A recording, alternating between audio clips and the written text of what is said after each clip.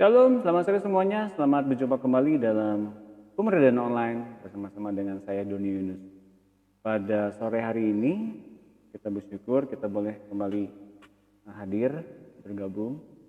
Meskipun semua sudah mulai beraktivitas ya, termasuk saya juga. Jadi mohon maaf secara terlambat karena saya masih ada banyak yang mesti dibereskan panjang hari ini. Nah, bagi Bapak Ibu sekalian yang baru bergabung di dalam Pemberdayaan Online pada sore hari ini, silahkan Bapak Ibu dan Ibu sekalian belajar kembali, mengulang kembali dari apa yang telah kami bagikan sepanjang 4 bulan yang lalu di acara online ini tentang dari awal sekali hidup dalam anugerah, hidup dipimpin oleh Roh, dan sampai dengan akhir zaman.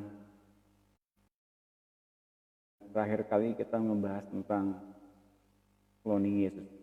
Oke, selamat sore semuanya, selamat kembali bergabung di acara ini dan silakan saling menyapa di antara kita semua sore hari ini. Ya, saya akan langsung mulai acara ini. Bapak dan Ibu sekalian, bila acara ini memberkati Bapak Ibu, silakan bagikan kembali acara ini di Facebook Bapak Ibu sekalian. Serta bagi Bapak Ibu sekalian yang mempunyai akun Zoom meeting, kedepannya saya juga akan memakai akun itu untuk kita saling bisa mengobrol bersama-sama, selain memakai memakai fasilitas Facebook Live ini juga. Ya, mengapa saya akan memakai Zoom nanti kedepannya? Karena dalam Zoom itu kita bisa banyak bicara dan ngobrol. Jadi kita akan sedikit mengubah tampilan tampilan online ini melalui Zoom meeting. Tidak hanya seperti kelas, tapi kita ada diskusi. Mungkin setengah jam terakhir kita akan diskusi. Begitu kira-kira apa yang akan nanti kita kerjakan di dalam online di hari-hari berikutnya. Jadi bagi Bapak Ibu sekalian yang belum mempunyai akun Zoom, silahkan lengkapi.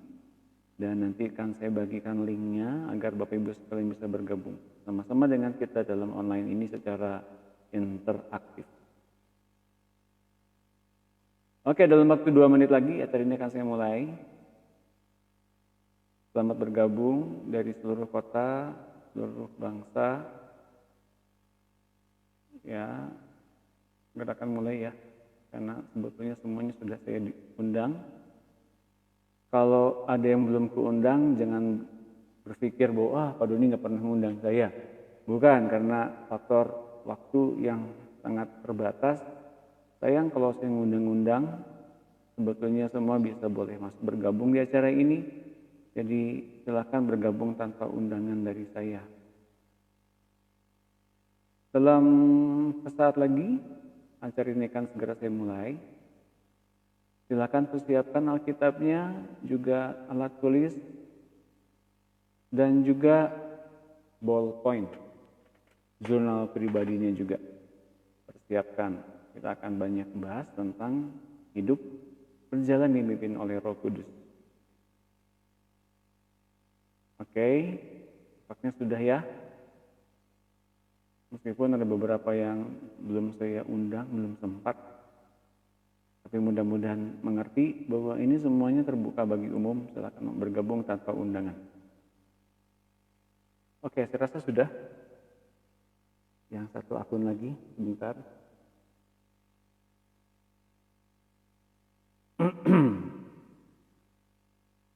Ya. Oh ya, bagi Bapak Ibu sekalian yang juga menambah akun pertemanan di Facebook saya di Indonesia yang lain, silakan saja sih, tapi ya sama-sama aja kontennya. Isinya sama-sama aja kok sebetulnya. Yang satu hanya hanya untuk penyiaran saja, dan yang satu lagi itu bisa untuk apapun saja.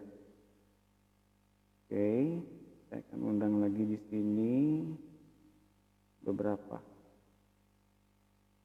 Ya, silakan saling menyapa ya sambil menunggu.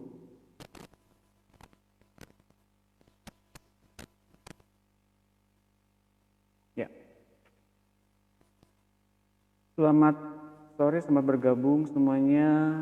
Saya akan menyapa semuanya setelah semua beres. Ya, oke, kita akan mulai. Siapkan ya Alkitabnya. Yuk kita doa sama-sama. Haleluya. Bapa Surgawi, kami mengucap syukur atas hari ini, atas setiap anugerah, setiap kesempatan untuk kami mengenal-Mu. Ubah kami apa yang ada dalam diri kami seperti Kristus. Ubah semuanya Bapak. Kami menyerah total. Memberikan hidup ini untuk menjadi hidup yang dipersembahkan dan penuh dalam diri-Mu. Kami hidup menurut tuntunan-Mu saja dan tidak menurut tuntunan yang lain. Berkata-kata, kami buka hati kami ingin mendengar ajaran-Mu. Apa yang sedang Kau bagikan ini menghidupkan kami berlimpah-limpah dengan Roh-Mu. Mari Tuhan Yesus, kita bangun bersama-sama semua anak-anak Allah penuh dengan kepenuhan Roh Kudus, kepenuhan diri-Mu, dan membawa kami kepada kepenuhan kealahan. Mari Tuhan, bentuk pikiran kami agar kami punya pikiran-pikiran yang seperti Engkau. Dan Roh Kudus, berikan pada kami damai sejahtera, ketenangan, seluruh buah roh sepanjang pertemuan ini. Kami membiarkan kami tertawan oleh-Mu dan kami buang setiap pikiran-pikiran, ketakutan, kecemasan, atau pikiran-pikiran apapun itu yang memperhamba kami di masa-masa lampau. Kami sekarang mau tenangkan hati kami, tenangkan keberadaan diri kami di dalam naungan-Mu, hingga kami dengan teduh sekali mendengar Bapa dan Tuhan Yesus bicara. Terima kasih Roh Kudus. Dalam nama Tuhan Yesus kami mengucap syukur. Haleluya. Amin. Ya, oke. Sekarang saya akan bahas tentang berjalan dipimpin oleh Roh. Apa sih artinya berjalan dipimpin oleh Roh itu? Nah, kemarin kita ngebahas tentang namanya intuisi. Intuisi itu tempat bagaimana kita dipimpin oleh Roh Kudus, yaitu dari hati baru yang kita punya ketika kita mengundang Yesus masuk ke dalam hati kita. Kita punya persekutuan antara roh dengan roh. Roh kecil dan roh besar. Dan kemudian kita ternyata diberikan kesempatan untuk mencicipi jenis kehidupan yang baru, yaitu dalam manusia yang baru dan ciptaan baru, yang adalah berasal dari kehidupan Kristus yang kita undang itu. Antara roh dengan roh, saya review lagi ya, roh Tuhan itu membawa kita naik, bukan saja menjadi manusia saja biasa, tapi menjadi anak Allah yang penuh dengan apa yang dijanjikan dan apa yang diberikan oleh Allah Bapa kepada Tuhan Yesus, setiap anak menerimanya. Karena ada roh Kristus di dalam dirinya. Jadi kemampuan untuk menerima hal-hal itulah sekarang yang perlu diperhatikan. Kemampuan untuk menerima hal-hal yang rohani itulah yang dikategorikan sebagai orang-orang yang akan dewasa dan akan matang seperti Kristus. Kalau kita hanya bergulat atau hanya membahas tentang karunia roh saja, kita barangkali tidak pernah jadi orang yang matang, tidak pernah menjadi anak-anak Allah yang matang. Maka sangat penting, apapun saja yang sedang dinyatakan oleh Roh Kudus untuk kita mengenal Tuhan Yesus dan mengenal Allah Bapa di hati kita atau di intuisi kita, kita ikuti. Itu kita baru bisa masuk ke dalam kematangan yang sesungguhnya. Meskipun kemudian kita belum memiliki kesempatan untuk mempraktekkan karunia roh. Karena kemudian lewat kematangan itu baru kemudian Tuhan menggiring kita masuk ke dalam pelayanan yang sesungguhnya. Dalam pelayanan sesungguhnya itu kemudian yang berbicara lewat kita, yang mengerjakan mujizat lewat kita, yang mempunyai iman dalam diri kita adalah hidup Kristus yang di dalam kita, bukan kita lagi. Oke? Jadi itu tujuannya, kita tidak lihat atau tidak mengejar yang utama karunia rohnya dulu, tapi kita mengejar bagaimana ternyata intuisi itu penting untuk kita mengerti. Dialah atau ialah tempat kita bisa mendengar suara pimpinan dari Roh Kudus itu hingga kita berjalan menuju kepada kematangan seperti Kristus. Itu yang kita bahas kemarin. Sekarang kita akan membahas lebih dalam tentang apa itu intuisi dan bagaimana caranya dipimpin oleh Roh Kudus. Intuisi menyebabkan seseorang mampu berjalan dalam pimpinan Roh Kudus setiap hari. Jadi bagaimana kita bisa dipimpin oleh Roh Kudus? Kita mesti memiliki intuisi, tempat Allah bicara, tempat Tuhan Yesus mengajar, itu di intuisi. Kita sadar sejak mulai dilahirkan baru, kita dijadikan warga kerajaan Allah. Kita dipindahkan secara rohani dari gelap ke dalam terang, dari kuasa-kuasa kegelapan masuk ke dalam kerajaan anaknya yang terkasih. Kita dilahirkan baru dalam kerajaan Allah secara roh, tapi secara jasmani masih hidup di daerah di mana setan masih berkuasa di kerajaan dunia.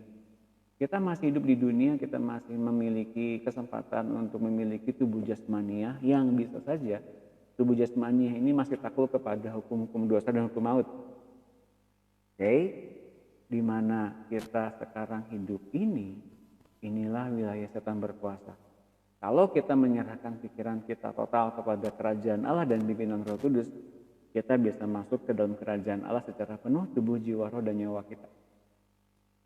Nah, tiap menit bahkan tiap detik, setan berusaha menyesatkan anak-anak Allah sehingga kita harus selalu berjalan dalam pimpinan Roh Kudus agar tidak berpikir salah, tidak berkata salah, tidak berbuat kesalahan, tidak berbuat kecerobohan.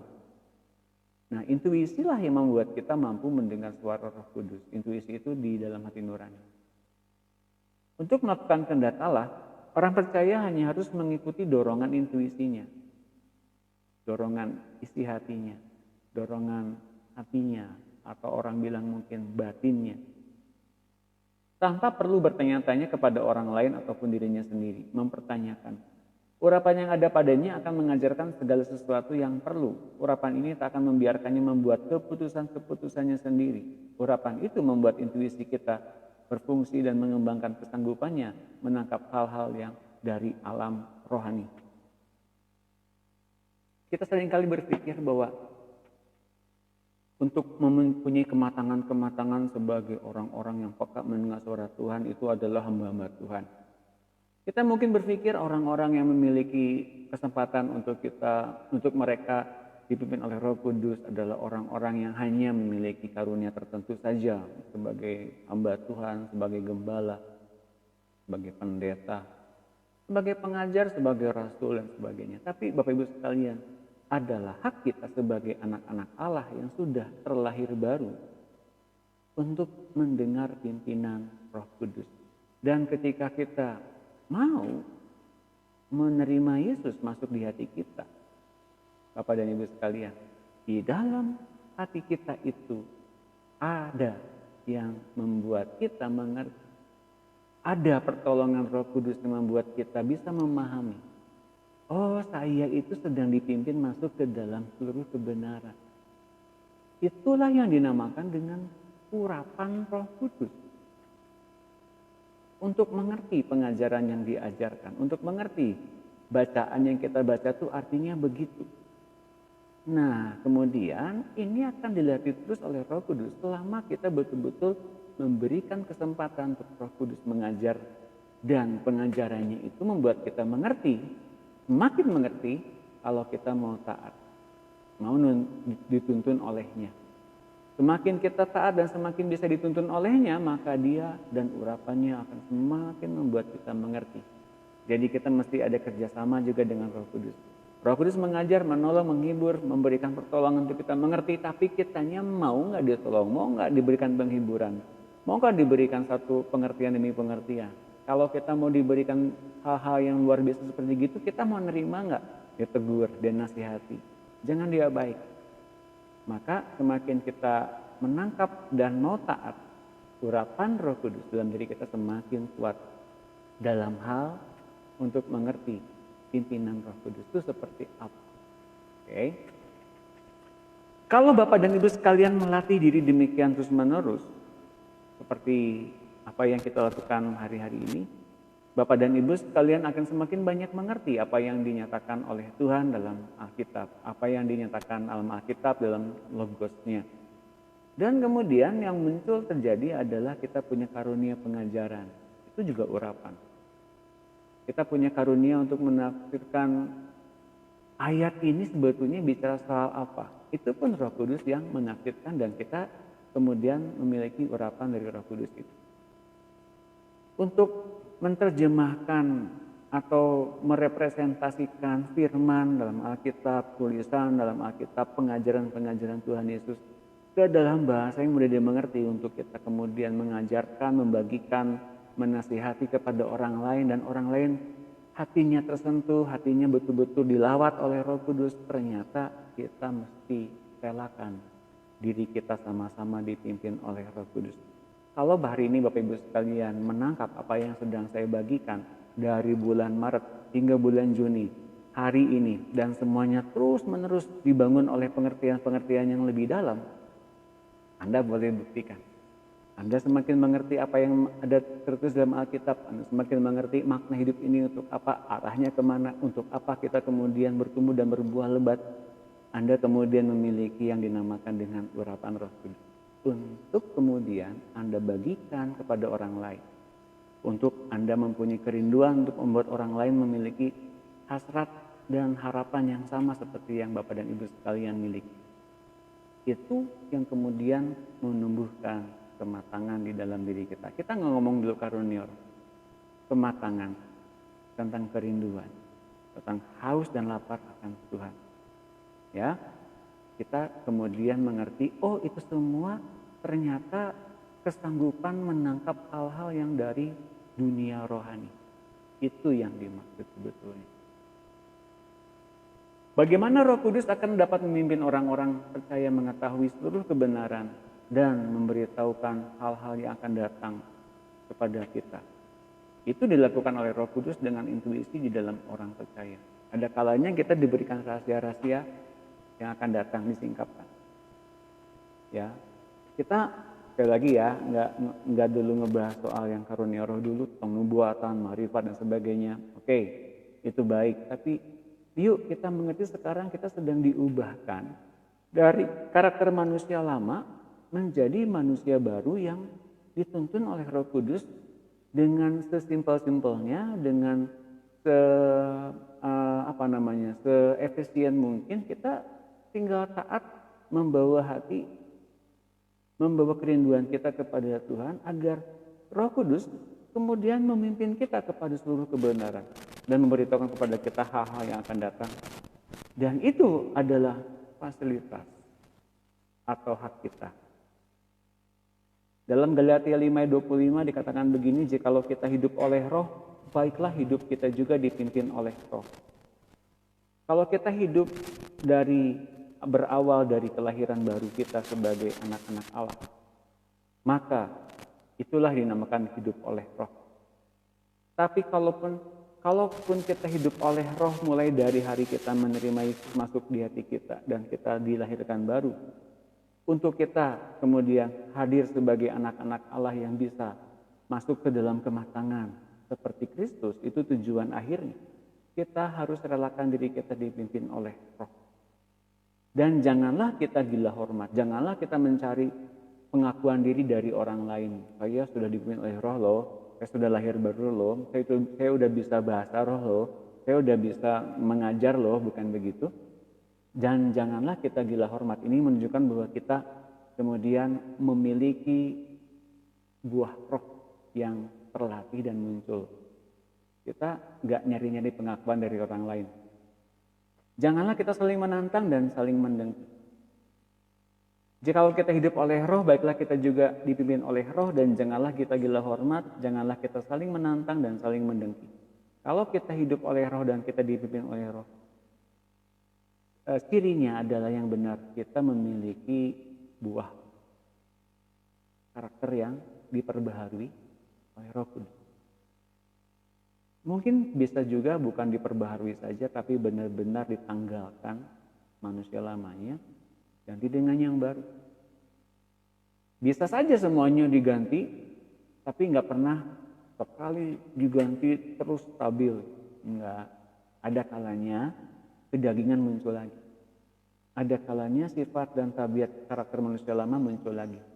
Dan ini bukan satu hal yang wah kelemahan gitu ya. Enggak. Ini adalah prosedur yang sangat lumrah. Bagaimana Roh Kudus memunculkan hal-hal yang kemudian kita ketahui itu masih ada di dalam tubuh jasmani kita. Halo Ibu Cutik Aini. Wah, ini senior saya dari Lampung. Salam buat Pak Joni dan keluarga Ibu di Lampung. Oke. Kita hidup oleh roh dan dipimpin oleh roh. Cirinya adalah kita mempunyai roh itu penting. Kenapa? Kita dijadikan displaynya, representasinya dari Kristus. Representasi kerajaan Allah dimunculkan lewat karakter ilahi, bukan karunia roh saja. 1 Yohanes 2:27, sebab di dalam diri kamu tetap ada pengurapan yang telah kamu terima dari Dia. Karena itu kamu tidak perlu diajar oleh orang lain. Tapi sebagaimana pengurapannya mengajar kamu tentang segala sesuatu, dan pengajarannya itu benar, bukan dusta. Dan sebagaimana Ia dahulu telah mengajar kamu, demikianlah hendaknya kamu tetap tinggal di dalam Dia. Nah, dalam diri kita ada pengurapan yang mengajar, sehingga sebenarnya kita tak perlu diajar oleh orang lain pada tingkat tertentu. Mungkin di awal-awal kita mendapat pengajaran dari hamba-hamba Tuhan, dari kakak rohani, dari bapak rohani dan sebagainya. Itu wajar. Untuk bangun apa? Untuk bangun fondasi. Bukan untuk bangun satu kebergantungan kepada satu hamba Tuhan. Kita favoritnya pada hamba Tuhan itu. Apa yang dikatakan hamba Tuhan itu kita telan, kita terima aja begitu. Dan apapun salah atau benar pokoknya nggak peduli, saya betul-betul telan aja gitu. Nggak seperti begitu. Tapi ada kalanya begitu ya, itu pun wajar. Ada yang begitu iya, tapi pada satu tingkat dan kita bahas kemarin, ketika yang sempurna tiba, kita tidak lagi berpikir, berkata-kata, bertingkah seperti kanak-kanak, dan kita meninggalkan sifat kanak-kanak itu. Kapan? Ketika kita mampu dituntun oleh roh, hidup dituntun oleh roh. Dan ketika kita kemudian semakin mengerti, pengurapannya mengajar bagaimana kita menerima karunia pengajaran. Bagaimana kita mengerti apa yang sedang Allah nyatakan dan apa yang sedang Allah hidupkan. Apa yang Allah berikan, terutama kita bisa menerimanya dan mengertinya. Itu kemudian yang mengajarnya secara pribadi adalah Tuhan yang ada di hati kita masing-masing. Pada tingkat tertentu, kita mesti relakan diri untuk benar-benar mengalami itu.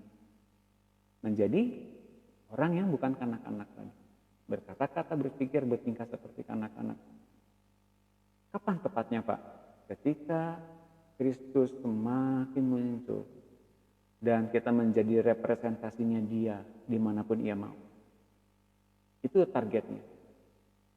Apa yang Ia katakan, kita mesti mengatakannya 100%. Apa yang Ia sedang rindukan, kita mesti genapinya 100%. Apa yang sedang Ia gerakkan dalam pikiran kita, kita mesti ikutin pikirannya 100% juga. Itu yang dinamakan dengan ikutin, menjadi representasi dari Kristus. Dan tahu nggak, apa saja yang kamu minta ketika firman-Ku ada dalam dirimu, mintalah apa saja yang kamu kehendaki, kamu akan mendapatkannya. Itu bicara soal Kristus yang telah hidup secara oneness di dalam diri kita, kesatuan, kemanunggalan. Dan kita menjadikan diri kita menjadi representasi Kristus. Bukan kita yang mengajukan diri dan kita yang mau, tapi Ia yang berkehendak tinggal dalam tubuh kita. Ia memilih. Ia memberikan pilihan-pilihan dengan penuh kepada kita, dan kita nangkep, semakin banyak kita nangkep 100%. Maka Ia kemudian berkenan tinggal dalam diri kita secara penuh. Itu yang dinamakan dengan kepenuhan Kristus. Apakah sampai di situ cukup? Ternyata belum. Oh belum Pak? Bukankah tadi Bapak bilang itu targetnya? Ya. Sedikit lagi. Targetnya tercapai. Sebetulnya lewat hidupnya kita beroleh jalan kepada kepenuhan berikutnya. Yaitu kepenuhan Allah Bapa. Nah itu dia endingnya sebetulnya. Menjadi representasi Kristus. Kemudian di akhirnya, di akhir pelajaran itu, kita dibuat penuh dengan kepenuhan Allah Bapa. Dalam Yohanes 16 ayat 13, tetapi apabila Ia datang, yaitu Roh kebenaran, Ia akan memimpin kamu ke dalam seluruh kebenaran. Sebab Ia tidak akan berkata-kata dari dirinya sendiri, tetapi segala sesuatu yang didengarnya itulah yang akan dikatakannya, dan ia akan memberitakan kepadamu hal-hal yang akan datang. Roh Kudus bertugas untuk menginterpretasikan apa yang ia dengar dari Bapa dan dari Tuhan Yesus. Ia mengingatkan kita akan apa saja yang pernah kita dapatkan langsung dari Tuhan. Bisa jadi lewat Alkitab, ia akan mengingatkan kembali tentang apa yang pernah kita dapatkan dari Tuhan Yesus, Roh Kudus. Dan kemudian tugas berikutnya adalah ia akan memimpin kita ke dalam seluruh kebenaran. Jadi praktek firman itu seperti apa? Ngalamin firman ini seperti bagaimana? Melakukan perkataan Tuhan seperti gini, caranya bagaimana? Dia yang menjadi mentornya. Dia yang menjadi pribadi yang memastikan kita berhasil lulus dalam setiap kurikulum yang diberikan kepada kita untuk lulus. Pasti lulus? Pasti. Karena Roh Kudus adalah trainer sejati, pelatih, stamina sejati. Stamina roh kita akan dilatih terus sampai dengan kita mendapatkan setiap hal yang dijanjikan kepada kita. Jadi perkataan, setiap janji yang dikatakan kepada kita oleh Allah Bapa yang ngomong di tempat kudusnya di hati kita, Tuhan Yesus yang mengajar kita secara universal, secara global, tapi pendalamannya bagaimana Roh Kudus yang mengajarkan secara pribadi. Dalam arti gini, dalam halangan-halangan kita, dalam kita menemukan solusi demi solusi bersama-sama dengan firman Tuhan, bersama-sama dengan kebenaran firman Tuhan, kita akan menemukan hal-hal yang kok seakan-akan pintunya tertutup, kok seakan-akan ngeblok, seakan-akan kita terhenti di satu titik. Nah, Roh Kudus yang membantu kita untuk mengerti apa yang pernah dikatakan Tuhan yang pertama. Dan kemudian ini loh endingnya, di ending acara tentang ujian ini, Anda, kita semua akan mengalami terobosan. Yuk, pasrahkan saja, terima saja pendidikan ini, ikuti apa yang sedang diperintahkan oleh Roh Kudus. Maka di akhir pelajaran itu kita akan mengerti, oh begitu caranya. Bedanya dengan orang dunia, setelah kejadian masalah baru muncul hikmat. Mereka bilangnya begitu. Kalau kita di dalam setiap pergumulan, setiap himpitan, setiap masalah, pastikan kita bertemu dengan Tuhan dan hikmatnya. Hikmatnya itulah kemudian yang membuat kita tahu solusi apa yang dikerjakan. Mungkin bukan solusi membuat kita masalahnya beres, bukan. Kita setiap solusi-solusi itu kemudian bersama-sama dengan Tuhan Yesus menanggung sama-sama. Dengan kekuatan firman-Nya, dengan kekuatan pengertian yang kita dapatkan dari Tuhan. Kekuatan kita nggak seberapa, tapi Tuhan yang dalam diri kita unlimited. Nah, ketika kita mampu bersama-sama dengan Tuhan, Tuhan kemudian selain membereskan step demi step apa yang kita sedang gumulkan, Dia merubah karakter kita. Itu tandanya kita sedang diubah seperti Dia. Karakter kita diubahkan ketika kita ngalamin masalah. Jadi Bapak dan Ibu sekalian, pastikan hidup kita jangan sampai tiba-tiba pengen menangking masalahnya. Begitu saja beres, kemudian muncul lagi masalah yang sama, dengan kategori yang sama, dengan kurikulum yang sama. Berarti Anda belum lulus. Kalau Anda betul-betul dipimpin oleh Roh Kudus dan kita semua dipimpin dalam satu kurikulum yang sama, dalam setiap masalah Tuhan hadir, hadirat Tuhan ada, memberikan kepada kita pengertian demi pengertian. Dan ketika kita nggak ngerti dipimpin oleh Tuhan seperti itu, Roh Kudus membantu kita untuk mengerti, oh caranya begini, oh caranya begini. Dan kekuatan yang kita punya dari Roh Kudus membuat kita bisa tahan dalam setiap hal dan kita jadi pemenang dalam setiap masalah-masalah kita. Katakan amin. Keren ya. Jadi semuanya pasti diajarkan kok sama Tuhan. Semuanya pasti ngalamin juga apa yang dialami di dalam hidup manusia, seperti Tuhan Yesus ngalamin juga ya di masa-masa lampau. Tapi dalam ia melawan dosa, begitu rintangan-rintangan, ia tetap berpengharapan penuh pada Bapaknya. Dan dia tidak pernah membuat orang lain terjatuh. Maksudnya dia tidak pernah mengumpat, dia tidak pernah menyesal gitu ya. Dia mengikuti dengan ketaatan penuh. Oke? Makanya Yesus dengan jejaknya perlu kita ikuti. Bagaimana manusia bisa setaat itu pada Allah. Kita mesti ngikutin. Oke? Oke. Sekarang ini yang intisari dari buku tentang mendengar suara Tuhan. Penuh dengan urapan, tetapi tak dipimpin oleh Roh. Penuh dengan urapan Roh Kudus. Tidak saja pengajaran, tapi urapan kesembuhan, urapan mengusir setan, urapan bernubuat, tapi tak dipimpin oleh Roh. Kok bisa? Nah, gerakan karismatik menekankan pentingnya orang dibaptis Roh Kudus. Apakah penting? Penting banget. Pengalaman rohani ini membangkitkan roh seseorang dan gairah dalam pertumbuhan segala karunia rohani seperti terjadi di zaman Korintus. Namun ingat, saya tekankan sekali lagi, namun Paulus memandang mereka sebagai bayi-bayi rohani saja.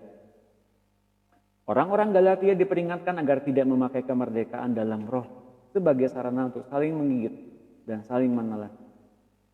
Orang-orang yang berurapan Roh Kudus sekalipun, namun hidup dalam daging, akan jauh lebih berbahaya daripada mereka yang tidak pernah mengenal baptisan Roh Kudus. Saya ulangi lagi sekali lagi ya. Orang-orang di Galatia diperingatkan agar tidak memakai kemerdekaan di dalam roh. Mereka sudah lahir baru. Mereka dibebaskan dari dosa dan maut. Mereka betul-betul jadi hamba Tuhan. Mereka punya karunia Roh Kudus. Tapi jangan sampai kebebasan itu, kemerdekaan itu dipergunakan sebagai sarana untuk saling menggigit dan saling menelan. Orang-orang yang berurapan namun hidup dalam daging akan lebih berbahaya, jauh lebih berbahaya daripada mereka yang tidak pernah mengenal baptisan Roh Kudus. Karena kalau kita sudah mengerti dan kita sudah mengenal Roh Kudus, sekali kita ceroboh, sekali kita berbuat kesalahan, mungkin kita diampuni, biasa saja, tapi berulang kali berbuat kesalahan dan kecerobohan, Bapak dan Ibu sekalian, bisa saja sukar bertobat. Karena udah terlanjur punya kuasa, udah punya kekuatan. Ada orang yang misalnya gini ya, Pak, mungkin nggak kalau orang punya urapan segala macam yang dikerjakannya, didoakan orang sakit sembuh dan sebagainya, setan keluar, apakah itu bisa tanpa Roh Kudus? Bisa. Apakah bisa? Bisa. Urapan dan hadirat itu berbeda. Urapan bisa saja membuat orang tetap diberikan kuasa dari Tuhan, tapi belum tentu punya otoritas dari Tuhan. Mengerti ya? Satu kali, Bapak dan Ibu sekalian mesti mengerti bedanya apa itu urapan dan hadirat Roh Kudus. Oke. Banyak buku telah dikarang dan diterjemahkan ke dalam bahasa Indonesia bagaimana kini muncul banyak dukun atau perdukunan di dalam gereja Tuhan. Karena banyak orang Kristen menerima urapan-urapan kuasa Allah, tapi hidup menurut daging dan hawa nafsunya sendiri, memakai kuasa Allah untuk mempengaruhi orang lain, atau memecah belah kesatuan gereja, atau tim pelayan, bahkan rumah tangga orang. Jadi karena punya kuasa, karena punya, mungkin dia bilang otoritas, padahal itu bukan, itu power sebetulnya. Power dengan otoritas beda, Pak. Beda. Otoritas diberikan berdasarkan penundukan diri. Diberikan otoritas. Siapa yang berikan otoritas? Dari Allah Bapa kepada Tuhan Yesus. Kepada siapa? Kepada gereja. Gereja kepada siapa? Kepada gembala. Gembala kepada jemaat. Itu ya, itu hierarkinya. Dalam keluarga, Allah Bapa berikan otoritas kepada Tuhan Yesus kepada siapa? Kepala keluarga, pada ayah, pada ibu dan kepada anak-anak. Itu otoritas. Kalau anak-anak tunduk kepada ayah, maka semuanya dilindungi oleh otoritas dari kerajaan Allah. Kalau gembalanya tunduk kepada Tuhan Yesus dan jemaatnya tunduk kepada gembala, maka ada penundung yang sangat kuat dari kerajaan Allah. dalam gereja itu. Tapi kalau ternyata ada penyalahgunaan kekuasaan, ada penyalahgunaan otoritas, ada penyalahgunaan apapun itu, maka otoritas dari kerajaan Allah bisa saja lenyap. Dan biasanya terjadi ada perpecahan. Biasanya terjadi ada yang namanya perselisihan yang sangat tajam. Bahkan masuk ke dalam ranah bagaimana rumah tangga jadi kacau balau. Dan itu terjadi secara massal. Bapak dan Ibu sekalian, ini bahayanya. Galatia 5 ayat 13 ayat 18. Ini Paulus memperingatkan tentang bagaimana kebebasan yang didapatkan dari roh kepada seseorang. Jangan sampai terjadi saling menggigit dan saling menelan. Saudara-saudara, memang kamu telah dipanggil untuk merdeka. Tapi janganlah kamu mempergunakan kemerdekaan itu sebagai kesempatan untuk kehidupan dalam dosa. Melainkan, layanilah seseorang akan yang lain oleh kasih. Sebab seluruh hukum Taurat tercakup dalam satu firman ini, yaitu kasihilah sesamamu manusia seperti dirimu sendiri. Tapi jikalau kamu saling menggigit dan saling menelan, awaslah supaya jangan kamu saling membinasakan. Maksudku ialah, hiduplah oleh roh. Maka kamu tidak akan menuruti keinginan daging. Sebab keinginan daging berlawanan dengan keinginan roh, dan keinginan roh berlawanan dengan keinginan daging, karena keduanya bertentangan, sehingga kamu setiap kali tidak melakukan apa yang kamu kehendaki.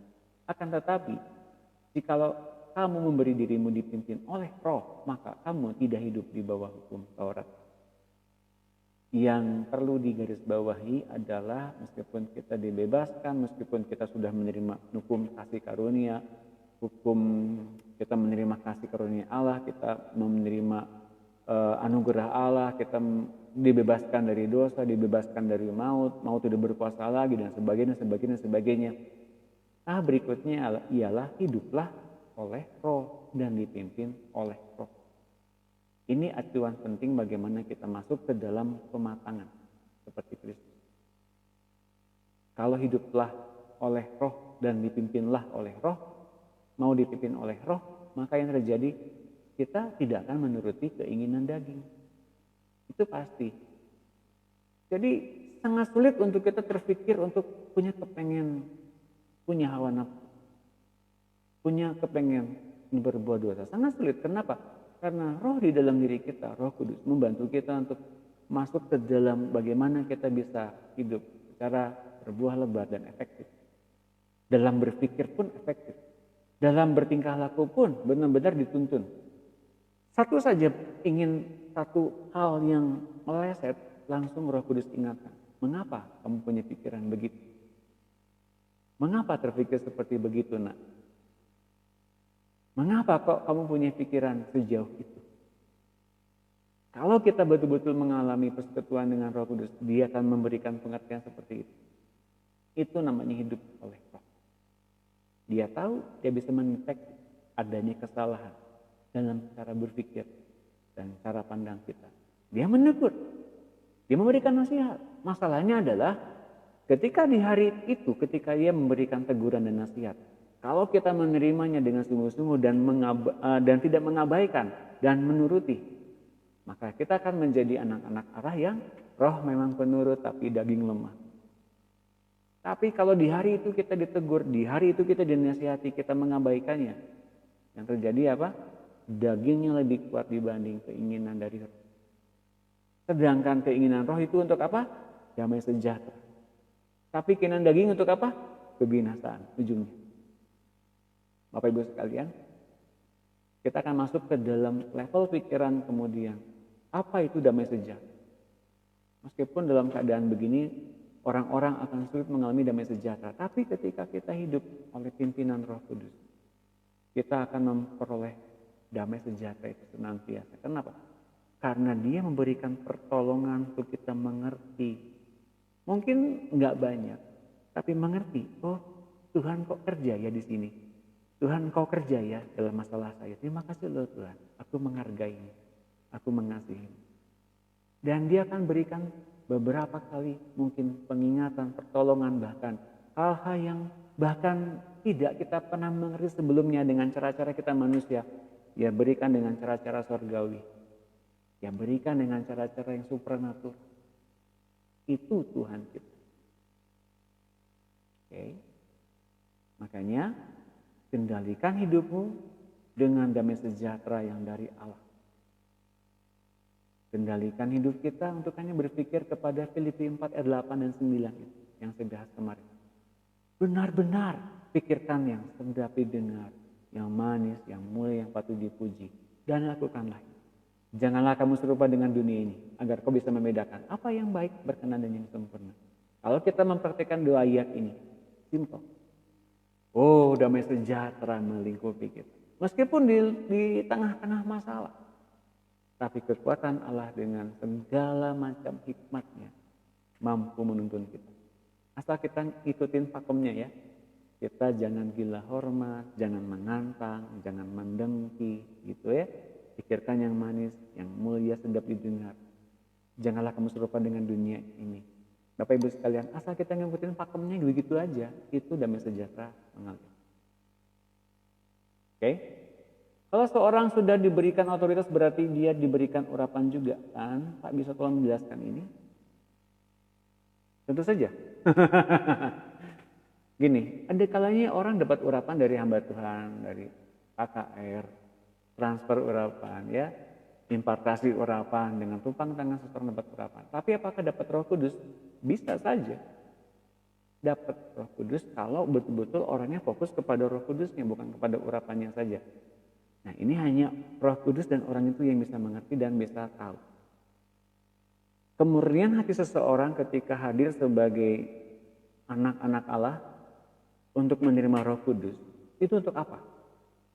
Yang pertama, bisa jadi orang tersebut hanya minta masalahnya dituntaskan. Udah itu aja pokoknya. Pokoknya yang lain nggak tahu. Pokoknya saya nggak mau tahu. Pokoknya hanya itu aja. Dan yang kedua, benar-benar merindukan hatinya ingin menerima Tuhan. Dan karena memang ia haus dan lapar akan Tuhan. Hari-hari ini banyak orang hanya ngalamin saya mau menerima doa, hanya menerima penumpangan tangan, dan masalah saya beres. Saya punya penyakit ini, saya punya masalah ini, diberesin oleh Tuhan. Beres. Habis beres, udah gak mau lagi. Ini yang terjadi banyaknya. Dan yang kedua, yang tadi saya bilang, kalau seseorang datang kepada Tuhan dengan haus dan lapar akan firman Tuhan, tidak saja diberikan karunia untuk mengerti dalam bentuk urapan-urapan itu, tapi juga hadirat Roh Kudus turun untuk memberikan pertolongan agar orang tersebut yang merindukan hadirat Tuhan bisa mendapatkannya. Maka sekali kita mengetahui hati kita benar-benar diuji oleh Tuhan, benar-benar kita mesti mengemukakan isi hati kita depan Tuhan. Tuhan ampuni saya ternyata masih kurang murni, motivasi saya kurang bagus, motivasi saya masih kurang benar di depan. Ampuni saya. Sekarang buah saya mengerti ini, buah saya mengalami ini, bahwa saya senantiasa haus dan lapar akan Engkau. Di hari pertama kita lahir baru, kita mesti menerima haus dan lapar akan firman senantiasa. Yang dicari bukan penuntasan masalahnya, yang dicari bukan apanya, urapan-urapannya bukan, tapi yang dicari adalah hadirat Tuhannya. Mungkin terdengar seperti hal yang aneh ya, kan orang Kristen kan tahu Tuhannya di hati kita. Iya, barangkali. Tapi banyak orang, ketika dalam masalah mereka takut, apakah Tuhannya ada di hati kita? Barangkali orang itu ragu. Ketika kita punya haus dan lapar akan firman Tuhan, kita juga mesti memastikan kalau ternyata yang memberikan firman itu adalah Tuhan sendiri yang ada di hati kita. Sebetulnya kita sedang dibawa masuk ke dalam haus dan lapar akan Tuhan, akan hadiratnya. Sekali kita dimampukan dan Tuhan membuka hati untuk kita masuk bersama-sama dengan Dia dalam persekutuan yang sangat dekat itu. Kita menyembah dimanapun, kita bergereja dimanapun, kita sedang membawa diri kita kemanapun, kita akan selalu bertemu dengan Tuhan dimanapun. Kita membawa hadirat Tuhan. Dan kita menjadi, apa tadi yang saya bilang? Representasi Tuhan. Tempat Tuhan, bagaimana mengemukakan pikiran-pikirannya, cara berpikirnya, cara pandangnya. Dan kita beroleh cara pikir, cara pandangnya. Itu representasi dari Tuhan. Mudah-mudahan dimengerti ya, Ibu Enda. Ya, makanya kita mengerti ada satu pengurapan. Ya, ini lucunya saya seharian ini ngebahas atau saya baca tentang 5 gadis yang bijaksana dan 5 gadis yang bodoh. Dan lalu saya tergerak untuk saya mencari-cari ayat tentang urapan, minyak urapan dan sebagainya. Amazingly, Bapak Ibu sekalian, saya mendapatkan hal-hal yang wow banget. Tapi saya belum mau bahas di sini dulu. Hari ini saya masih harus cek dan dicek lagi ya. Amazing.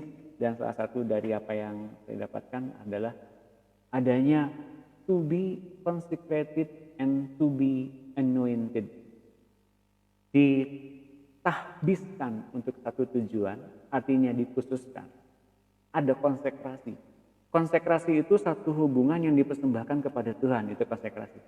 Dan to be anointed, ada yang diurapi oleh minyak. Nah, Harun dan anak-anaknya itu mengalami pengkhususan dalam satu tujuan ibadah dalam peribadatan.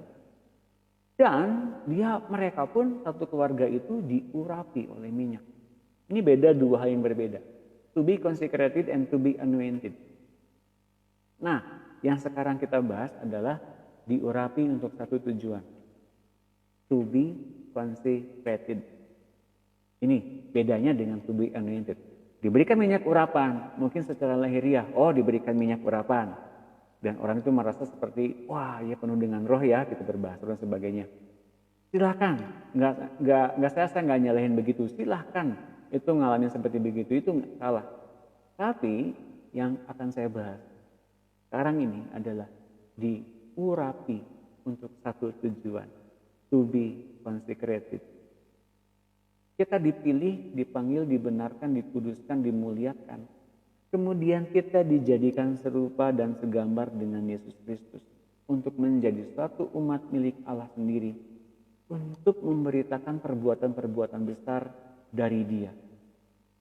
Itu bahwa kita menjadi orang-orang yang to be consecrated atau diurapi untuk satu tujuan, dikhususkan dalam satu tujuan.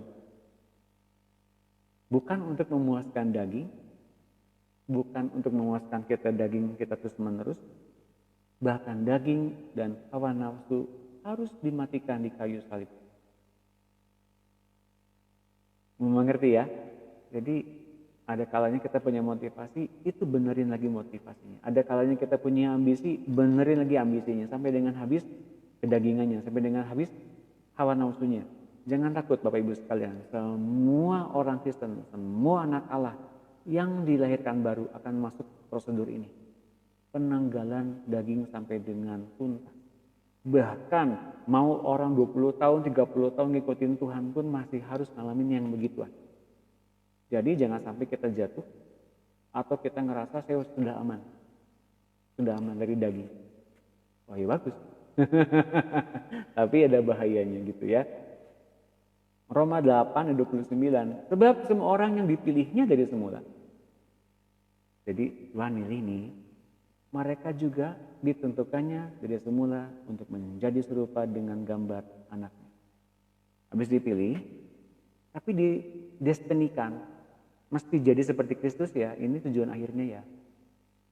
Gitu ya. Jadi kalau orang Kristen dipilih untuk jadi ya berbuat kedagingan masih bisa gitu, enggak, itu bukan polanya Tuhan.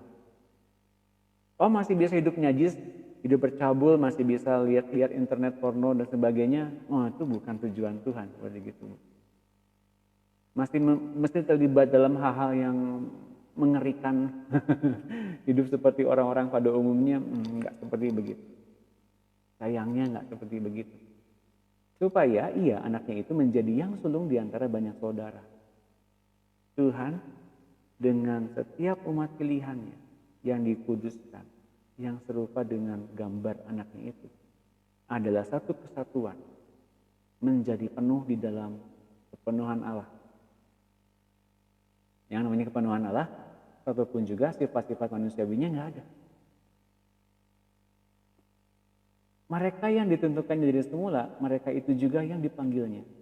Dipanggil, Dipanggil itu dipanggil, di set apart, dipisahkan, dikuduskan, dimandikan oleh firman, dipisahin dari dunia, dipisahin dari lingkungannya, agar betul-betul ngalamin ini Tuhan loh, ini aku maunya seperti gini loh, gitu ya. Mau nggak kayak gini, dibentuknya seperti gini, mau nggak? Mau. Nah, dia di set apart, dipisahkan dari lingkungan lamanya. Jadi Bapak Ibu sekalian harus mau dibegitukan oleh Tuhan, di set apart.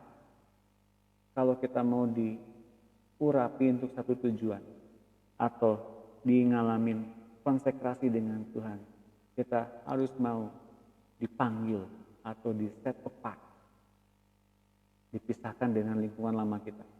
Mereka dipanggilnya, mereka juga dibenarkannya. Ketika kita di set apart dari dunia, dari lingkungan kita yang lama, bahkan dari hati kita, manusia lama kita, dan karakter kita yang lama, kita dibenerin. Kita diajarin yang benar.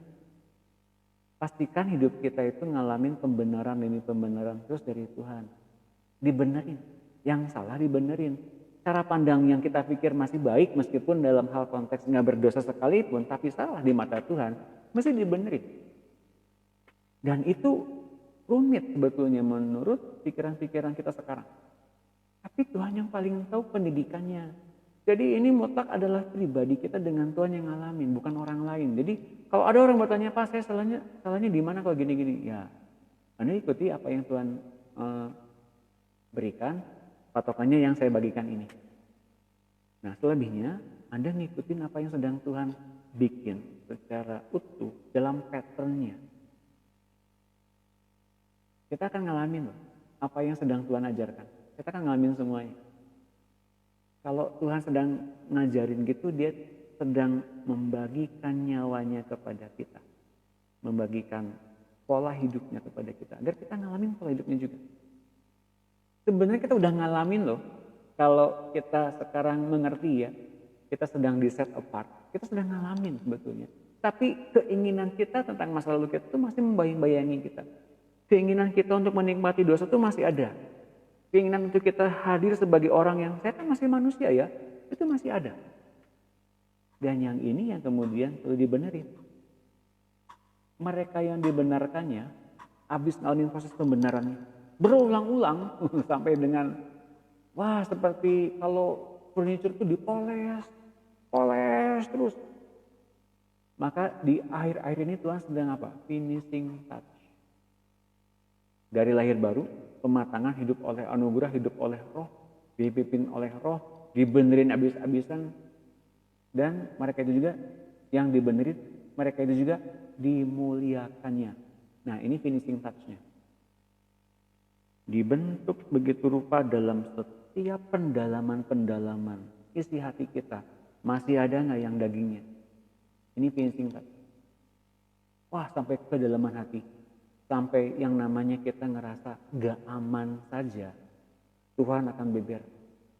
Tuhan akan minta Roh Kudusnya untuk ini bongkar, yang ini belum beres, yang ini perlu diberesin.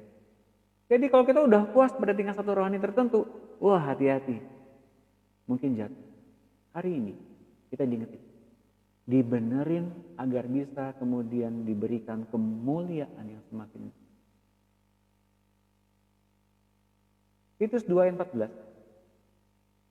Yang telah menyerahkan dirinya bagi kita untuk membebaskan kita dari segala kejahatan dan untuk menguduskan bagi dirinya, habis di set apart, lalu kemudian muncul umat yang dikuduskan. Buat siapa? Buat dirinya. Suatu umat miliknya sendiri yang rajin berbuat baik.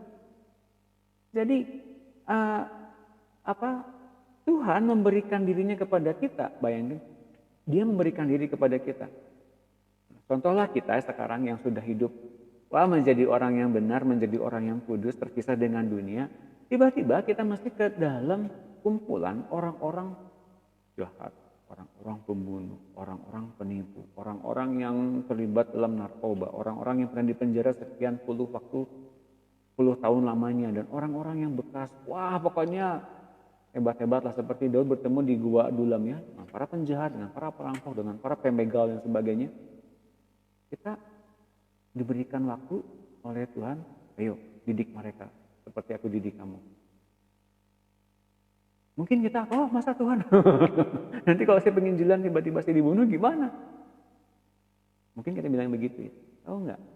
Pada hari ini Tuhan memberikan kita Dianya sendiri, keberadaan dirinya sendiri, rohnya yang kudus, holy, yang benar-benar enggak bisa dinajiskan oleh apapun, terpisah perangnya dengan apapun. Dia nggak sanggup kepikiran yang buruk, bahkan dia setia kepada kita, bukan? Nah, ketika dia berikan kepada kita, coba pikirkan kalau kita dalam kondisi sekarang masuk ke tempat-tempat yang wah kumuh, berdosanya luar biasa, pokoknya nggak ada kesempatan berbuat dosa. Kadang-kadang kita segan ya. Kadang-kadang mungkin kita ada perasaan jijik ya. Tapi Tuhan kita datang ke kita, ada nggak dia perasaan begitu? Karena kalau kita perlu dengan gelimang dosa saat ini, penuh dengan pikiran-pikiran yang mungkin masih kotor, apakah dia punya rasa jijik itu kepada kita? Yang telah menyerahkan dirinya bagi kita untuk membebaskan kita dari segala kejahatan. Dia mau bagiin waktunya bagi kita. Dia mau bagikan nyawanya bagi kita. Dia mau bagikan kepenuhan dirinya bagi kita. Ada potensi kitanya mungkin menyia-nyiakannya. Ada potensi kita mengkhianatinya. Ada potensi bagi kita untuk memandang kekudusan Tuhan seperti yang biasa-biasa aja gitu. Pengampunan darahnya yang luar biasa, ajaib, dahsyat, bisa mengampuni dosa kita. Mungkin kita anggap sebagai hal yang biasa-biasa aja. Kita punya kemungkinan begitu, tapi dia tetap mau loh menanggulangi kita, memberantas hawa nafsu dan keinginan daging yang hidup dalam diri kita. Ya mau. Coba bayangkan, Bapak Ibu sekalian. Saya ketika membaca ayat ini, wah Tuhan ampuni saya kalau saya masih punya pikiran-pikiran yang buruk. Tuhan ampuni saya kalau masih punya pikiran-pikiran yang jelek, yang masih menganggap darahmu itu darah yang biasa-biasa aja gitu. Kalau darahnya itu betul-betul menebus kita jadinya nggak kepikir akan apapun tentang dosa harusnya. Tapi kok dia mau setia pada kita hari-hari ini. Yuk kita mulai. Tuhan ampuni saya. Saya mungkin masih bodoh. Saya mungkin masih banyak gak ngerti. Tapi sekarang saya ngerti. Ini darah yang menguduskan saya. Ini hidupmu Tuhan. Ini yang darah yang terbagi-bagi buat saya. Hidup yang kau bagikan buat saya ini gak mau aku sia-siakan. Ini membuat saya sekarang menjadi orang-orang. Menjadi pribadi yang terikat kepada. Terikat untuk apa? Mempunyai kerinduan yang sama dengan Tuhan, mempunyai kekudusan yang sama dengan Tuhan, tingkat dan porsi yang sama, bahwa ia adalah kakak kita. Kita ini selain umatnya adalah adik-adiknya juga. So, Bapak Ibu sekalian, jangan lupa akan pesan hari ini. Ketika ia memberikan kepada kita, ia sebetulnya mempunyai ini barangkali punya kecenderungannya masih salah.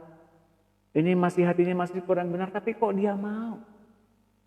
Dia melihat potensi kita seperti dia. Jadi jangan sia-siakan apa yang sedang ia berikan kepada kita, kasihnya, kepercayaannya, miliknya. Jangan kita sia-sia. Ayo bangkit. Ayo penuh dengan roh.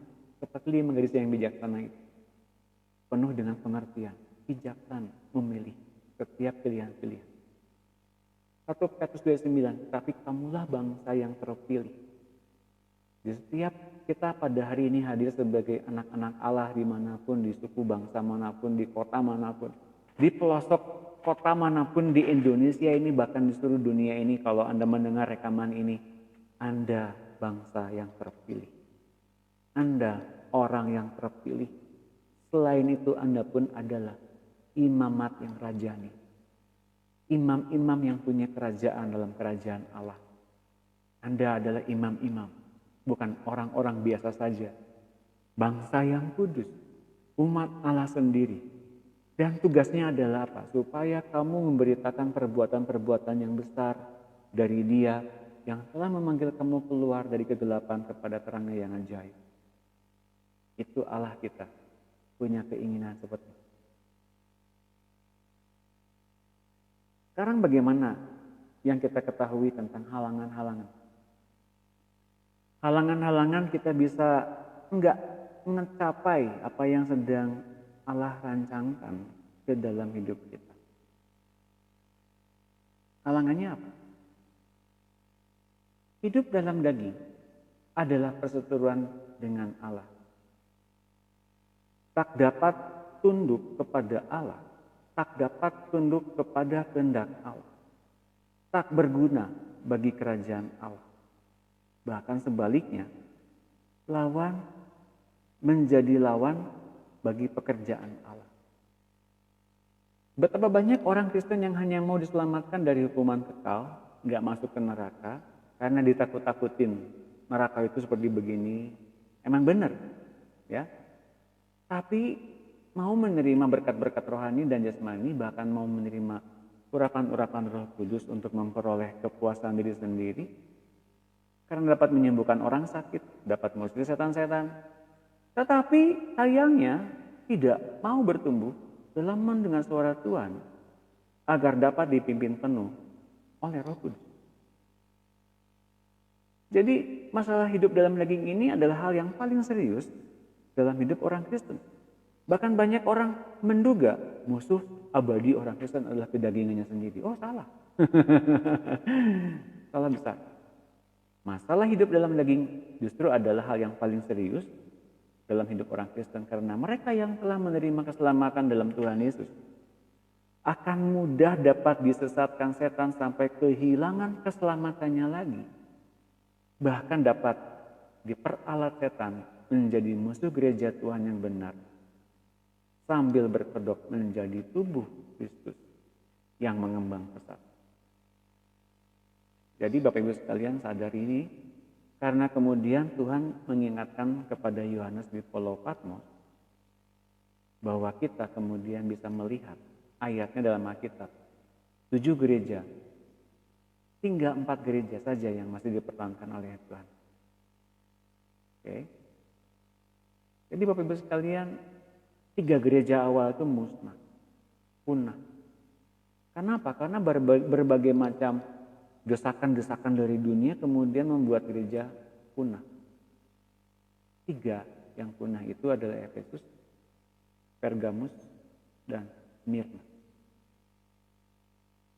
Kalau hari-hari ini yang masih dipertahankan gereja Tiatira, gereja Sardis, gereja Philadelphia, dan gereja Laodikia. Keempat gereja ini akan bertahan sampai dengan Tuhan datang yang kedua kali. Mengapa bisa tahan? Karena itu kasih karunia dari Tuhan. Tapi Bapak Ibu sekalian, kalau kita baca di 4 gereja ini, terutama di 3 gereja yang saya sebutkan selain Philadelphia, 3 gereja ini mempunyai catatan penting dari Tuhan tentang peringatan-peringatan yang akan muncul dalam gereja-gereja ini. Saya nggak ngebahas gerejanya siapa, gerejanya mana, enggak. Saya ngebahas kitab Wahyu. Jadi sangat netral untuk saya membahas dalam Alkitab. Saya nggak nyebutin gereja-gereja yang ada sekarang di dunia ini, enggak. Saya nggak berhak untuk itu. Saya tidak berkompeten untuk itu.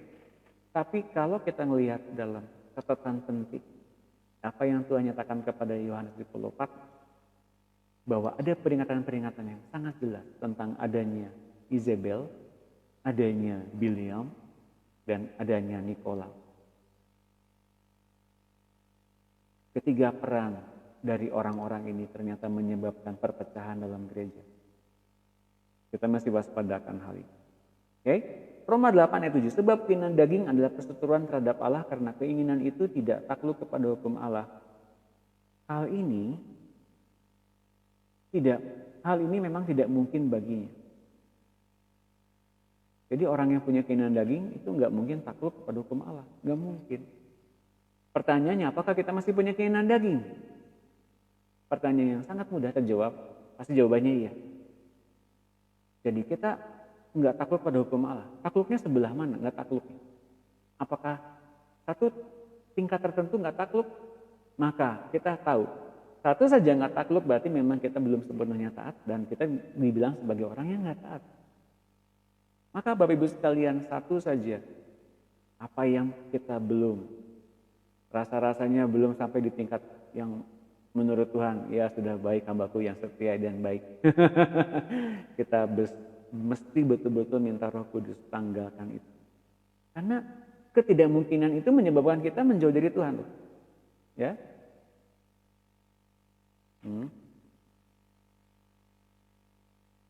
Bagus.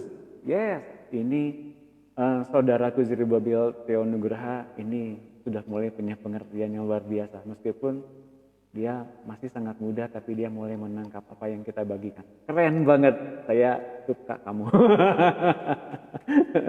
keren. Jadi mulai menangkap apa yang sedang kita bahas ya. Nanti saya undang masuk ke grup ya, Theo. Saya suka sekali kan pemahaman kamu. Saya suka sekali kan pengertian kamu. Oke.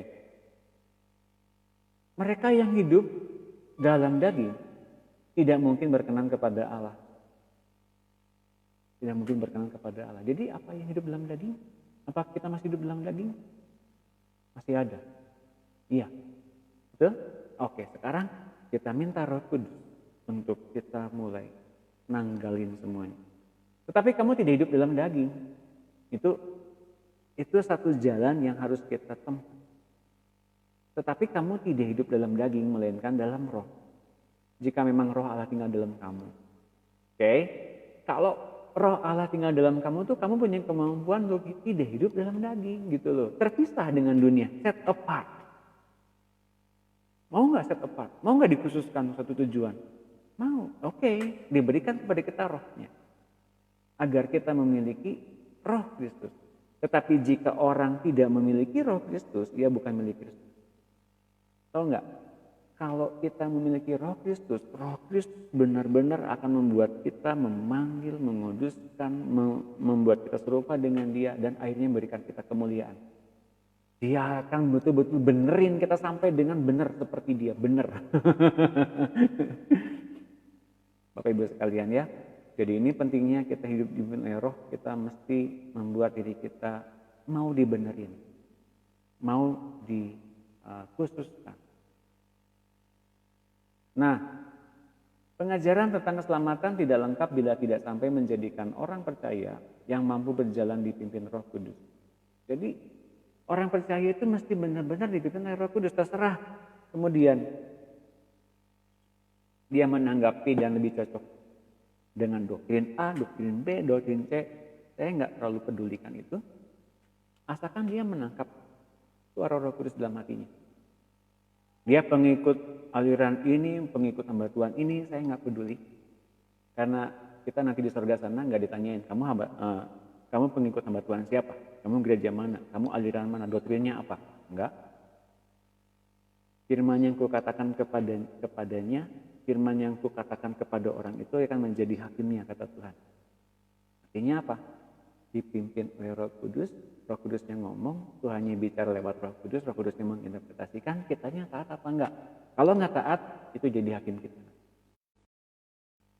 Kalau kita taat, itu yang menyelamatkan kita.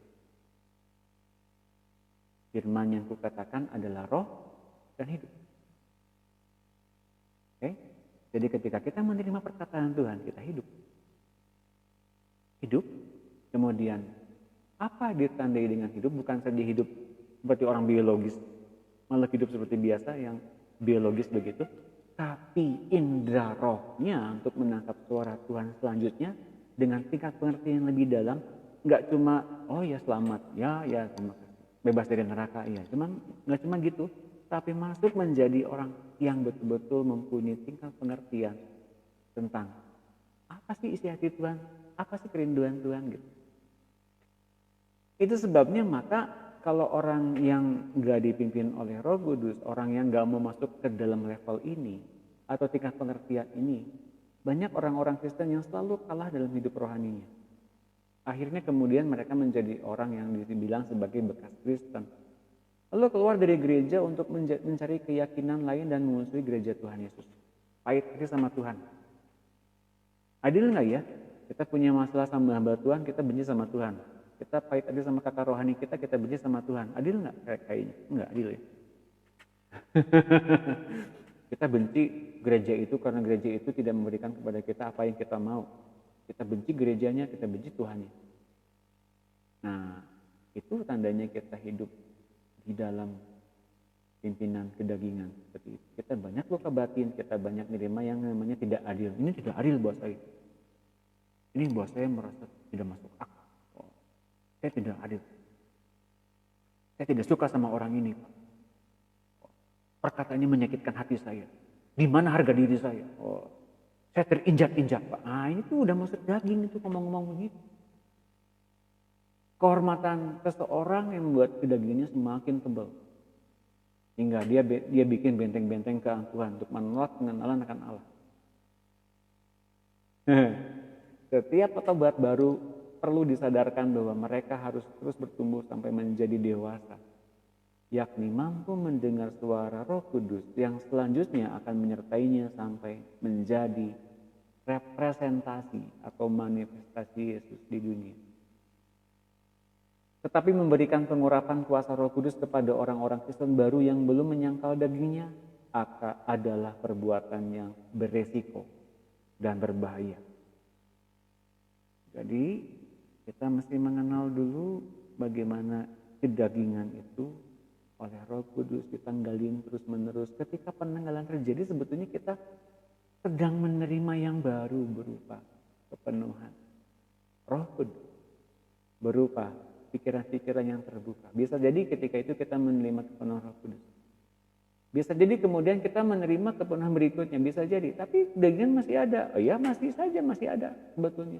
Tapi nggak masalah. Yang penting karakter Kristusnya terbentuk. Sampai dengan di kurikulum akhir menjelang kedatangan Tuhan yang kedua kali, semuanya diberes. Itu yang menjadi tujuan akhir. Tanpa daging, tanpa hawa nafsu, dan mengalami kepenuhan kealahan. Nah, kalau tadi jalan karunia Roh dulu, dagingnya belum habis, makin tebal malah, beda jalannya. Jadi ada dua jalan ya, orang Kristen belajar pengurapan Roh Kudus, orang belajar bagaimana mencapai kepenuhan Roh Kudus dengan mengacu kepada karunia Roh yang lengkap. Itu penuh dengan Roh Kudus, tapi Roh Kudusnya enggak diberikan kesempatan untuk nanggalin daging, itu akhirnya kemana kita udah tahu. Tapi yang ini berbeda, kita mengenal siapa Tuhan Yesus lewat Roh Kudus. Kemudian Roh Kudus diberikan kesempatan oleh kita untuk menanggalkan kedagingan pikiran manusia lama, kita membuang hati lama kita sampai dengan habis. Kemudian tumbuh karakter baru Kristus yang hidup, kemudian dialah yang menampilkan karunia Roh.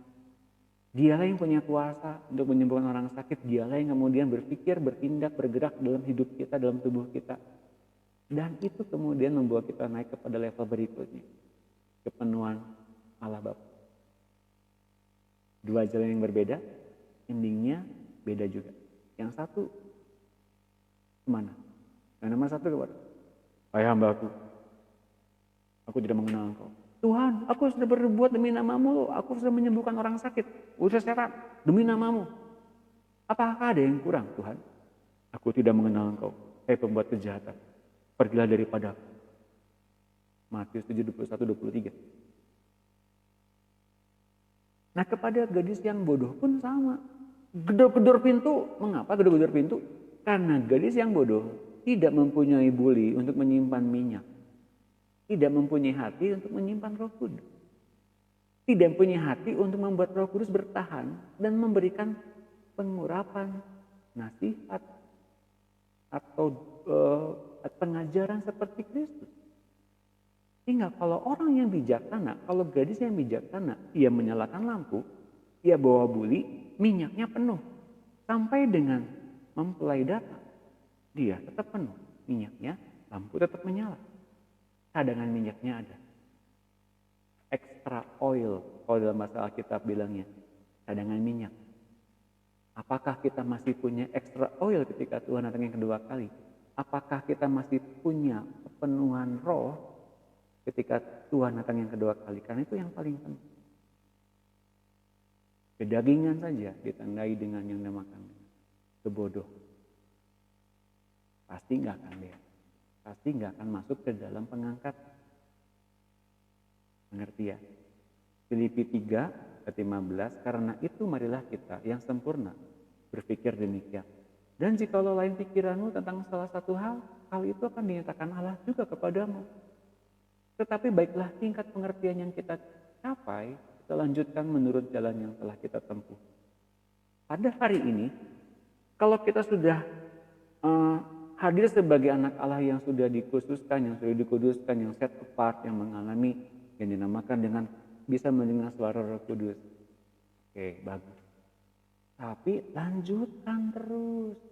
Baiklah, tingkat pengertian yang telah kita capai, kita lanjutkan menurut jalan yang telah kita tempuh. Jalannya kemana? Alkitab bilang dengan jelas, ada keberhasilan demi keberhasilan, terus menerus, hingga membuat setiap janji Allah itu tergenapi. Roh Kudus dan pimpinannya membuat kita terus melanjutkan kepada level berikutnya, kepada tahapan berikutnya, menurut jalan yang telah kita tempuh, yaitu sejak awalnya lahir baru, jadi ciptaan baru, mengalami hidup dalam anugerah, hidup dipimpin oleh Roh Kudus, dan taat kepada Tuhan Yesus, mencapai kepenuhan Roh Kudus, kepenuhan Kristus, dan kepenuhan Allah Bapa. Kalau saya boleh simpulkan seperti begitu. Kolose 2 ayat 1. Karena aku mau supaya kamu tahu betapa beratnya perjuangan yang kulakukan untuk kamu dan untuk mereka yang di Laodikia dan untuk semuanya yang belum mengenal aku pribadi, supaya hati mereka terhibur dan mereka bersatu dalam kasih, sehingga mereka memperoleh segala kekayaan dan keyakinan pengertian dan mengenal rahasia Allah, yaitu Kristus. Sebab di dalam Dialah tersembunyi segala hikmat dan pengetahuan. Mengenal Kristus yang adalah rahasia Allah. Untuk mencapai yang dinamakan dengan keselamatan, penyelamatan penuh ketika pada saat pengangkatan yang kedua kali, kita mesti ngalamin rahasia Allah yang ada dalam diri Kristus. Kalau kita ngalamin kepenuhan Roh Kudus, kita akan ngalamin siapa Yesus. Kalau kita ngalamin siapa Yesus dan kemudian kita hadir sebagai orang yang betul-betul menerima Dia untuk kita representasikan kemanapun, Dia akan menyukainya dan membuat Bapaknya turun untuk kemudian menjadikan kita menjadi tempat kediamannya. Dalam kepenuhan Kristus kita akan kemudian mengalami sedikit lagi kepada kepenuhan Allah Bapa. Karena di dalam Kristus kemudian ada yang namanya segala harta hikmat dan pengetahuan. Ini penting. Pentingnya buat apa? Untuk kelanjutan kita di dunia yang akan datang dalam kekekalan. Dan ini terus berlanjut. Tuhan Yesus memastikan agar kita terus mengerjakan hal-hal yang kekal, yang kemudian membuat kita long lasting sampai dengan kekekalan. Enggak sampai di dunia ini saja. Oke. Bapak Ibu dan Ibu sekalian, diberkati oleh apa yang saya bagikan pada sore hari ini. Kiranya biarlah Roh Kudus menguasai hidup kita, membuat kita betul-betul ngalamin hidup dipimpin oleh Roh Kudus dan mengalami apa yang dinamakan dengan hidup dalam anugerah, hidup dalam kasih karunia. Saya akan berdoa bersama-sama dengan Bapak Ibu sekalian. Malam hari ini saya akan membuat satu persekutuan doa hari ini, malam hari ini, agar kita betul-betul ngalamin. Yuk kita dipimpin oleh Roh Kudus. Saya mau dipimpin oleh Roh Kudus. Saya mau mengalami yang namanya penanggalan yang salah, dan saya mau dibenerin oleh. Mari kita berdoa. Mari kita masuk ke dalam doa bersama. Haleluya, haleluya. Surgawi kami mengucap syukur. Kami boleh mendapati bahwa diri kami sekarang dipanggil, dipisahkan dari lingkungan lama kami, dari manusia lama kami, dari habitat kami sebagai manusia sebagai orang-orang yang sejalan dengan dunia ini, kami sekarang dipanggil keluar dari situ, kami dikhususkan, kami dipanggil mendekat, dan kami dipanggil untuk jadi serupa seperti Kristus. Kami mengucap syukur. Sekarang Bapak, kami mau lebih dari itu. Kami mau serahkan hidup kami sepenuhnya untuk Kau ambil alih. Kami beroleh Kristus oleh karena-Mu. Dia adalah hikmat dan segala pengertian kami, sumber segala hikmat dan pengertian kami. Bahkan di dalam Kristus pun kami memperoleh keselamatan yang sesungguhnya. Bapak, kami mau seperti Kristus. Kami mau merespon panggilan-Mu ini. Kami dipanggil mendekat untuk kami sekarang beroleh sepenuhnya apa yang Kau janjikan.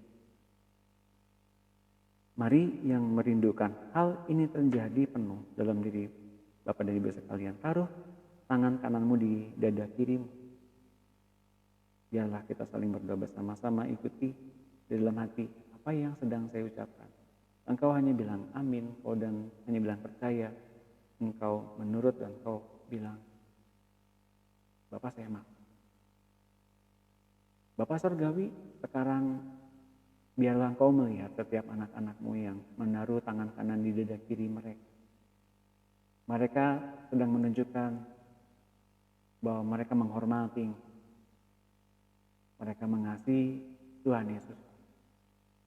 Mereka merindukan dan haus serta lapar akan hadirat senantiasa. Tidak saja perkataan-Mu, tapi hadirat-Mu, Bapak.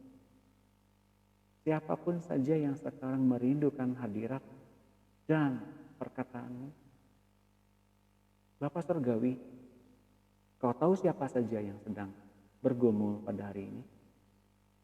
Kau tahu siapapun saja yang punya motivasi yang salah atau satu keinginan yang salah, melenceng sedikit pun. Buat kami semua mengerti akan panggilan ini. Kami mau diurapi untuk satu tujuan. Kami mau to be consecrated and to be anointed. Sekarang biarlah urapan-Mu turun. Pengkhususan-Mu turun. Konsekrasi kami pun naik ke hadapan-Mu. Kami mau menerima ini, panggilan-Mu ini dari kerajaan Allah ini, sebagai anak-anak yang dipimpin oleh Roh Kudus. Menanggalkan setiap hal yang salah. Menerima pembenaran dari Tuhan Yesus. Dibenerin semuanya sampai dengan serupa dengan Tuhan Yesus. Dan kemudian kami menerima kemuliaan, yaitu kami menerima kepenuhan Roh Kudus. Kami menerima kepenuhan Kristus. Dan di dalam pribadi Kristus dan kepenuhan Kristus itu kami akhirnya mendapat kepenuhan-Mu, Bapa. Nyatakan perjalanan hidup kami di dunia ini seperti itu terjadi. Sampai dengan Tuhan datang yang kedua kali semuanya beres. Daging lenyap. Tubuh manusia lama kami benar-benar mati tersalib. Tubuh dosa kami hilang kuasanya. Kami tidak menghambakan diri lagi kepada dosa dan maut. Engkau dan kehidupan-Mu yang beroperasi penuh di dalam kehidupan ini. Dan biarlah kami menjadi manifestasi Yesus dan representasi Yesus di mana-mana pun kami berada. Bila saja ada pergumulan saat ini dalam finansial kami, dalam kehidupan rumah tangga kami, dalam segala hal, dalam penyakit kami, dalam kelainan kami mohon, Bapa, Engkau sembuhkan, Engkau pulihkan, Engkau buat kami ngalamin solusi dan hikmat Allah. Engkau sembuhkan yang sakit, Engkau pulihkan yang lemah, Engkau sembuhkan yang mengalami kelelahan. Buat mereka, beban-beban mereka lepas, ganti dengan hukmu. Terima kasih Bapak, kami mengucap. Roh Kudus, siapapun saja yang tadi menaruh tangan kanan di dada kirinya, Kau materai. Engkau jamin mereka masuk ke dalam seluruh perjalanan hidup yang nyata. Ngalamin Engkau, ngalamin Tuhan Yesus, dan ngalamin Allah Bapa dalam kehidupan mereka. Kami bersyukur dalam nama Tuhan Yesus kami telah berdoa. Amin. Bapak Ibu sekalian, tiba di akhir acara. Biarlah nanti kemudian ada pengertian yang baru yang saya akan bagikan tentang 2 buah salib. 2 buah salib yang akan kita bagikan. Entah itu hari besok atau hari Sabtu. Kita akan nanti bagikan. Saya akan umumkan di Facebook.